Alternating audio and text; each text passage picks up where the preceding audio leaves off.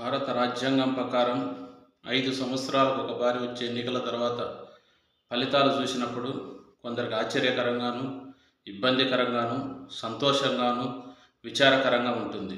అంటే వాళ్ళు అనుకున్న వాళ్ళు గెలిచిన వాళ్ళకు సంతోషంగా ఉంటుంది. ఓడిపోయిన వాళ్ళకు బాధగా ఉంటుంది. ఎవరు గెలుస్తారో ఊహించి వాళ్ళు గెలవనప్పుడు కొందరికి విచారకరంగా ఉంటుంది. అయితే ఇలా ఎందుకు జరుగుతుంది అనేది ఆలోచిస్తే ప్రజలు అసలు ఏమి చూసి ఎన్నికలలో ఓటేస్తున్నారు అనే విషయము మిలియన్ డాలర్ల ప్రశ్న. ఎందుకంటే జనాలందరి అభిప్రాయాలు తెలుసుకోవడానికి మనకు వీలు కాదు.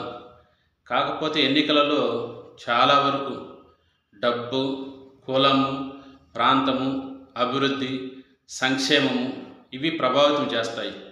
ఇవి మాత్రమే ఎన్నికల్లో గెలిపిస్తాయంటే లేదు.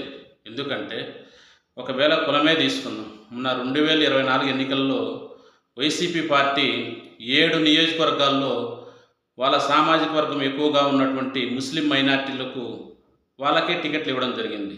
కానీ ఏ ఒక్క నియోజకవర్గంలోనూ వైసీపీ గెలవలేదు. అంటే ఎన్నికలలో కులం పనిచేయలేదు.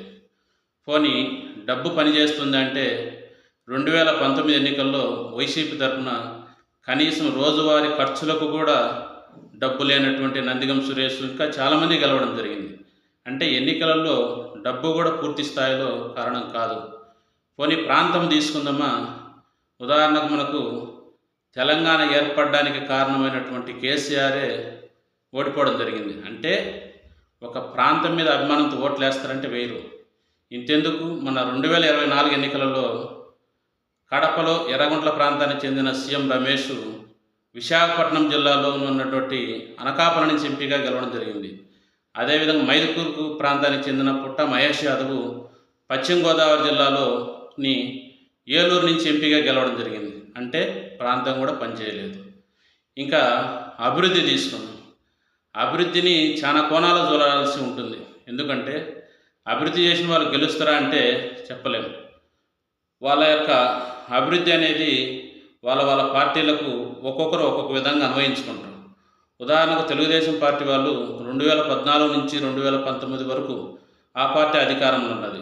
అప్పుడు చంద్రబాబు నాయుడు బాగా అభివృద్ధి చేశాడని, అమరావతిని రాజధానిగా కడుతున్నాడని వాళ్ళు అనుకున్నారు. కానీ 2019 ఎన్నికల్లో ఏమైంది? తెలుగుదేశం పార్టీ ఎప్పుడు చూడని ఓటమి చూసింది. పోనీ సంక్షేమం ఏమన్నా అధికారంలోకి తెస్తుంది అంటే అది లేదు. ఎందుకంటే 2019 నుంచి 2024 వరకు జగన్మోహన్ రెడ్డి మిగతా విషయాలు ఎలా ఉన్నప్పటికీ తన మేనిఫెస్టోలో పొందుపరిచిన ప్రతి అంశాన్ని చిన్నపిల్లలు కూడా టైం టేబుల్ దగ్గర పెట్టుకొని ఏ విధంగా అయితే ఫాలో అవుతారో సిలబస్ను ఆ విధంగా జగన్మోహన్ రెడ్డి చాలా వరకు అంటే ఒక 90% వరకు హామీలన్నీ అమలు చేయడం జరిగింది. పోనీ ఏమైనా ఓట్లేసి గెలిపించిందా? వైసీపీ పార్టీ ఘోరాతి ఘోరంగా ఓడిపోయింది. ఇంకా ఏం చూసి జనాలు ఓట్లేస్తున్నారు అనేది ఆలోచిస్తే జనాలను మనం ఏం చూసి ఓట్లేస్తారని మనం జడ్జ్ చేయలేము. ఎందుకంటే ఒక్కొక్కరికి ఒక్కొక్క అభిప్రాయం ఉంటుంది. అయితే ఇలా అభివృద్ధి చేసిన వాళ్ళకి కానీ సంక్షేమం ఇచ్చిన వాళ్ళకి కానీ ఓట్లు లేకపోతే నాయకులకు ఏమవుతుందంటే మెల్లమెల్లగా మనం సంక్షేమం ఇచ్చిన మనకు ఓట్లు వేయలేదు కాబట్టి నెక్స్ట్ అధికారంలో వచ్చిన వాళ్ళు ఏం ఆలోచిస్తారు, మనం చేసినా చేయకపోయినా గెలుస్తామనేది ఏమో ఉంటుంది. ఉదాహరణకు ఇప్పుడు ఆంధ్రప్రదేశ్లో 2024లో అధికారం వచ్చినటువంటి తెలుగుదేశం పార్టీ కొన్ని పథకాలను అమలు చేయలేకపోతుంది. చేయడం కూడా చాలా కష్టం. ఎందుకంటే అంత రాష్ట్రంలో ఆర్థిక వ్యవస్థ లేదు. ఒకటో రెండో చేయొచ్చు. కానీ ఇప్పుడు ఏమవుతుంది, ప్రతిపక్షాలు కానీ పబ్లిక్లో ఉన్న టాక్ ఏంది, ఈ ప్రభుత్వం సంక్షేమ పథకాలు వరకు ఎన్నికల కోసం మాత్రమే చెప్పింది, అమలు చేయడం లేదని గగ్గోలు పెడుతున్నారు. దీనికి కారణం ఎవరంటారు? నాకు తెలిసిన మేర నాయకులు అయితే కాదు, 100% ప్రజలే. ఎందుకంటే ఎన్నికల ముందు ఎన్నికల్లో ఓట్లు వేసేటప్పుడు మీకేం కావాలనో మీరు నిర్ణయించుకొని ఓట్లు వేయాలి. అలా వేయినప్పుడు జనాలు నాయకులు మోసం చేయడానికి అవకాశం ఉంటుంది. ఇప్పుడు ఉదాహరణ తెలుగుదేశమే తీసుకుందాం. వాళ్ళు పథకాలు అమలు చేయాలనే ఆతృత వాళ్ళకు లేదు. ఎందుకంటే 2019 నుంచి 2024 వరకు జగన్మోహన్ రెడ్డి అన్నీ అమలు చేసిండు, అయినా గెలవగలిగిందా? కాబట్టి వాళ్ళకి ఏమొస్తుందంటే మనం అన్నీ చేసినా కూడా గెలవలేదు, అన్నీ చేయకపోయినా కూడా ఇబ్బంది ఏం లేదు అనేటువంటి ఆలోచన నాయకులలో కలుగుతుంది. అదేవిధంగా అభివృద్ధి కూడా తీసుకోండి. అభివృద్ధి చేసిన నాయకులు గెలుస్తారంటే అది లేదు. కాబట్టి జనాలకు ఎలా ఓట్లేస్తారనేది పెద్ద ఇది ఒక రీసెర్చ్ లాంటిది. చాలా వరకు సర్వే సంస్థలు కూడా మన ఫెయిల్ అయినాయి. కారణం ఏందంటే, ఈళ్ళను ఎట్లా అంచనా ఎయాలనో కూడా చాలా ఇబ్బందికరంగా ఉంటుంది. కాబట్టి జనాలు నాకు తెలిసిన మేర ఈ 5 సంవత్సరాల కాలంలో చివరి 2 ఏళ్లలో ఎవరైతే మ్యానిపులేట్ చేయగలుగుతారో, ఎవరైతే జనాలను మాయ చేయగలుగుతారో వాళ్ళు మాత్రమే గెలుస్తారనిపిస్తుంది.